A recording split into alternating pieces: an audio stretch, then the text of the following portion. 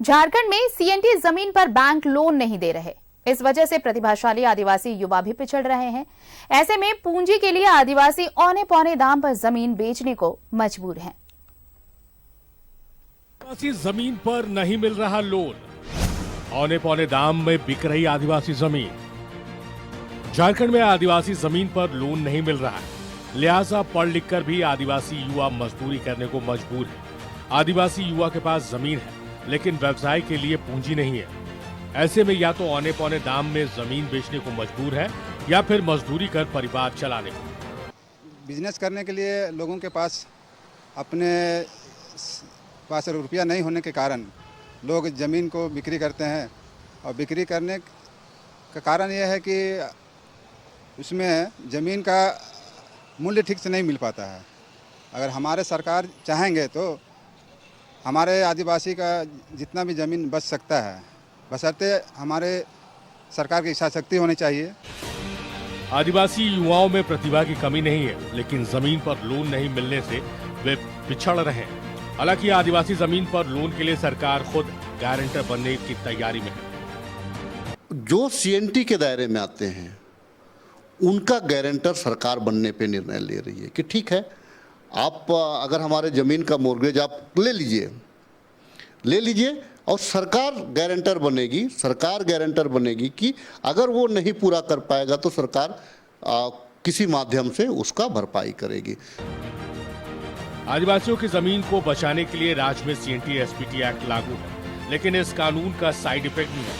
आदिवासी युवा उद्योग धंधे में आगे बढ़ना चाहते हैं, लेकिन सीएनटी की जमीन पर लोन नहीं मिल रहा है, जिसका सीधा असर आदिवासी परिवार पर पड़ रहा है। न्यूजीलैंड भारत के लिए रांची से दीपक उरांव की रिपोर्ट।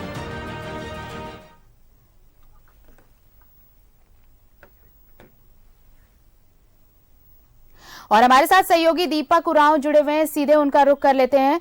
दीपक, देखिए ये वाकई सीएनटी जमीन को लेकर जिस तरह से ये एक कानूनी दांवपेच आप कह सकते हैं कि सीएनटी जमीन पर लोन नहीं मिलते हैं, बैंक लोन नहीं दे रहे इस पे, लेकिन अब इसका खामियाजा ऐसा हो रहा है कि लोगों को अब ये जमीन बिना लोन, अगर लोन नहीं मिल रहा है तो भाई औने पौने दाम में अपनी जमीन कौड़ियों के भाव वो बेच रहे हैं, और इससे फायदा सिर्फ और सिर्फ जमीन दलालों को हो रहा है। जी बिल्कुल, देखिए आपने सही कहा। झारखंड प्रदेश में जो आदिवासी ज़मीन है या मूलवासी ज़मीन है वो कहीं ना कहीं सीएनटी एक्ट के दायरे में आता है, और सीएनटी एक्ट में आता है, और इसका मुख्य कारण कि यहाँ पे आदिवासी बहुल राज्य है और सीएनटी एक्ट जो है यहाँ पे लागू है, और वो कहीं ना कहीं सुरक्षा कवच के रूप में सीएनटी एक्ट लागू है ताकि आदिवासियों की ज़मीन जो है बच सके। लेकिन इसका साइड इफ़ेक्ट ये भी है कि इस ज़मीन के बेसिस पे कोई भी बैंक ऋण नहीं देती है, जिसका परिणाम है कि आदिवासी समाज के जो प्रतिभाशाली युवक युवतियाँ हैं, जो बिजनेस, व्यापार, रोजगार या उद्योग धंधा चलाना चाहते हैं, तो वो कहीं ना कहीं इन क्षेत्रों से पिछड़ते हुए चले जा रहे हैं। झारखंड प्रदेश में अगर आप देखेंगे तो हर एक तबके के लोग जो है बिजनेस, व्यापार और उद्योग में आपको नजर आएंगे, लेकिन इस समाज का जो है कि वो काफ़ी नगण्य देखने को मिलेगा, यानी कि ना के बराबर, यानी शून्य है। कारण है कि आदिवासियों के पास पूंजी का घोर अभाव होता है, प्रतिभा है, क्षमता भी है, तमाम चीज़ें हैं। वो चाहते हैं कि छोटे छोटे बिजनेस, व्यापार में वो आगे बढ़े, लघु उद्योग, कुटीर उद्योग या फिर छोटा छोटा स्टार्टअप वो स्टार्ट कर सके, लेकिन उनके पास पूंजी का अभाव होता है, और पूंजी के अभाव की वजह से जो है वो इन क्षेत्रों में आगे नहीं बढ़ पाते हैं। उनके पास बेशकीमती अपनी पुरखोती जमीन होती है, लेकिन उस जमीन सीएनटी एक्ट के दायरे में आता है। और कोई भी बैंक दीपक, ये मसला इतना संगीन है, मुझे लगता है कि जो भी इस वक्त ये खबर देख रहे होंगे उन्हें ये जानने में ज्यादा दिलचस्पी होगी कि आखिर बैंक इनकार क्यों, बैंकों को दिक्कत क्या है, क्यों सीएनटी जमीन पर वो लोन नहीं दे रहे हैं, क्या वजह है इसकी? देखिए, सीएनटी एक्ट जमीन जो है वो सुरक्षा कवच के रूप में यहाँ पे लागू किया गया है।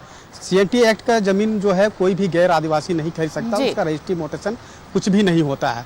यही वजह है कि सीएनटी जमीन को अगर लोग बैंक पे जा करके अगर सीएनटी जमीन के बेसिस पे ऋण की मांग करते हैं तो कोई भी बैंक जो है वो ऋण नहीं देती है।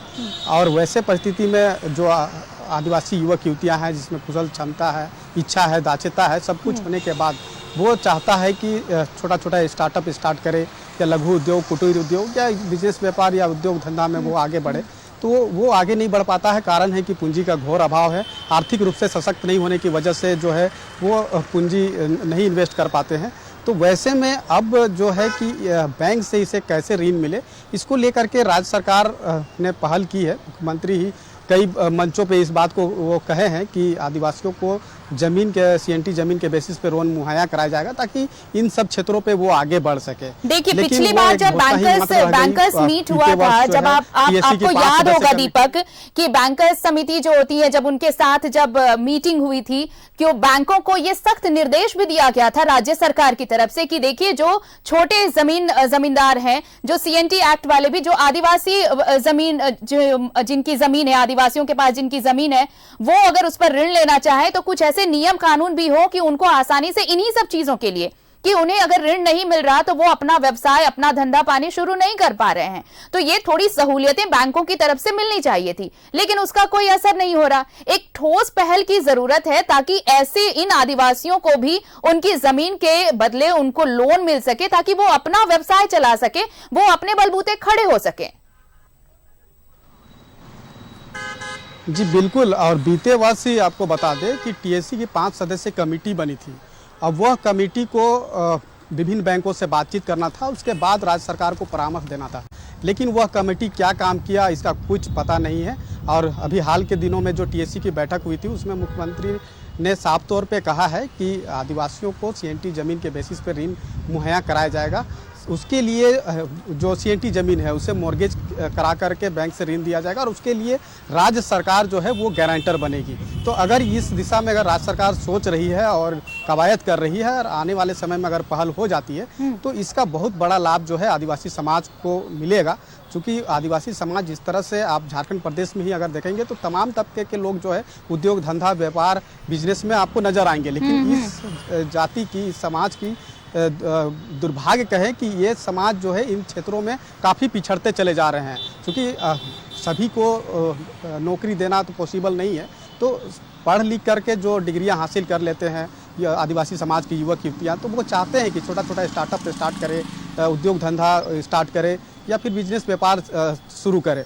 तो इन तमाम चीज़ों को लेकर के जब उनके पास जब पूंजी नहीं होता है तो ये तमाम चीज़ों पे पिछड़ते चले जा रहे हैं और जिसका नतीजा है कि उन्हें औने पौने दाम में अपनी ज़मीन को जो है वो बेचना पड़ रहा है। जबकि सीएनटी एक्ट लागू है। सीएनटी एक्ट इसलिए लागू किया गया है कि आदिवासी ज़मीन की रक्षा की जा सके, लेकिन जब उन्हें के पास पूंजी नहीं है, बैंकों से ऋण नहीं मिलता है, तो फिर मजबूरन उन्हें अपनी ज़मीन को जो है वो औने पौने दाम में, मतलब कुल मिलाकर अगर हम ये कहें कि जो कानून उनके अधिकारों के संरक्षण के लिए बनाया गया है, जो सीएनटी है, बस यही करता है कि जो गैर आदिवासियों को इस जमीन के हस्तांतरण पर रोक लगाता है। ये कानून जो स्वामित्व है आदिवासियों का उनको संरक्षित करता है, लेकिन यही कानून अब इनके लिए अड़चन बन रही है। तो अब ये जरूरत है कि एक प्लानिंग हो, एक योजना बनाई जाए जिससे जमीन दलालों को जो मुनाफा हो रहा है इस तरह के कानूनी दांवपेच से, उस कानूनी दांवपेच को सरल किया जा सके और आदिवासियों को भी उनकी जमीन के बदले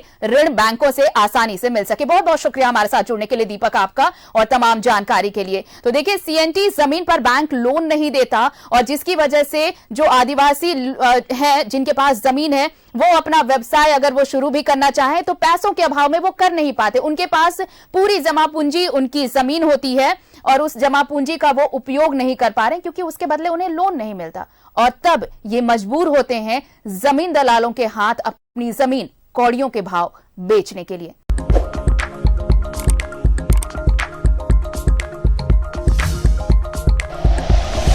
like and share videos, subscribe करें हमारा चैनल और प्रेस करें बेल आइकॉन। न्यूज़ 11 भारत, सच है तो